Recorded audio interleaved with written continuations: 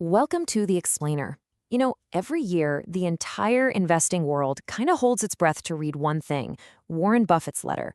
And his 2019 letter, it kicked off with a number so huge it almost didn't seem real. The crazy part is, Buffett himself basically told everyone, yeah, you shouldn't believe it either. Let's get into why. So there it is, $81.4 billion in profit for just 1 year. I mean, that's a truly mind-boggling figure. But you know what's wild? The most interesting thing isn't the number. It's the fact that on the very first page of his letter, Warren Buffett pretty much tells all of us to just ignore it. Yeah, right there in the first paragraph, Buffett himself comes right out and says, hey, be skeptical of this. He breaks down that massive $81 billion figure and points out that a huge chunk of it, we're talking almost $54 billion, came from something called unrealized capital gains. And right there, that's the key to this whole story. Okay, so let's do what Buffett says. Let's peel back the layers on this number, because he's making a really crucial point here. You know, it's all about the difference between what the accounting rules say and what's actually happening in the real world with the business.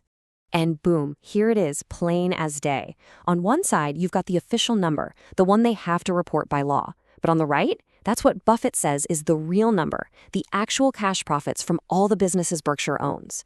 And that massive gap between them, it comes from stocks that have gone up in value, but only on paper. Think of it like this. Maybe your house is worth more today than when you bought it, right? But you don't actually have that extra cash in your hand until you sell the house. That's an unrealized gain.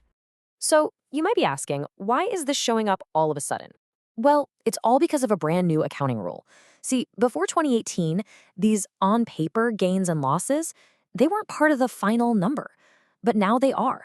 And Buffett's whole point is that this new rule creates these wild, totally misleading swings in profit that are based on pretty much nothing more than the stock market's mood on any given day.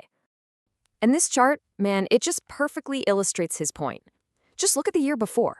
In 2018, the market was down, so Berkshire had to report this tiny profit of just $4 billion. But then the very next year, the market comes roaring back, and suddenly their profit explodes. This created what Buffett himself called a crazy, and get this, a 1,900% increase. I mean, that tells you a lot more about how jumpy the market is than how the actual businesses are doing. Okay, so if that $81 billion number is just a bunch of noise, then where's the signal, right? What does Buffett want us to look at instead? Well, it turns out he wants us to see this kind of hidden engine of value that most financial statements just completely ignore. He points us to this idea called retained earnings. So think of it like this. A business gets its paycheck, its profit. Now, it has a choice. It can give all that money to its owners, that's what we call a dividend, or it can keep some of that money and reinvest it, right? To build a new factory or develop a new product or hire more people. And that reinvested money, that's what builds real, lasting value over time. And this table, wow, this really shows you the sheer scale of that hidden value we're talking about. Just look at Apple. The cash that Berkshire got from Apple's dividends was about $773 million. Okay, that's what shows up on the books. But look at the number right next to it. Berkshire's slice of the money that Apple kept and reinvested in itself, it was more than 3 times bigger. We're talking $2.5 billion. So that's $2.5 billion of value being built for Berkshire that is completely invisible on its income statement. It's incredible. And believe me, it really adds up. Across just their top 10 biggest stock holdings, this hidden value that was being reinvested on Berkshire's behalf, it totaled over $8.3 billion. And that's just for 2019 alone. That is a massive amount of wealth being built that the standard accounting rules just don't capture on an income statement. Now, this whole focus on retained earnings, it isn't some new fancy idea or some kind of accounting trick. Nope, it's actually one of the oldest, most powerful principles in all of investing. It's the foundation that Buffett has built his entire empire on. Like Buffett lays out in his letter, this idea goes way back. We're talking almost a century ago. Back in 1924, an economist named Edgar Lawrence Smith, he published this totally groundbreaking book, and he proved that a company's ability to reinvest its own profits was this incredible engine for creating long-term wealth, way better than just owning bonds. I mean, the idea was so powerful that it was immediately picked up and championed by the most famous economist of the era, John Maynard Keynes. As Keynes himself put it, these retained earnings, they create their own special kind of compound interest for the person who owns the business long term.